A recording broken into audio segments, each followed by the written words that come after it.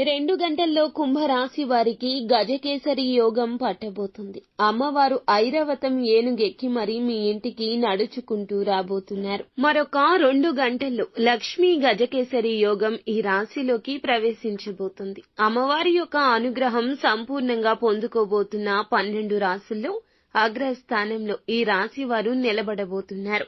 అష్ట ఐశ్వర్యాలతో అమ్మవారు మీ ఇంట అడుగు పెట్టబోతుంది. ఇందువల్ల మీకు ఉన్న సకల సమస్యలు, అన్ని కష్టాలు తీరి కోరుకున్నవి, కావలసినవి తిరిగి పొందుకోగలుగుతున్నారు.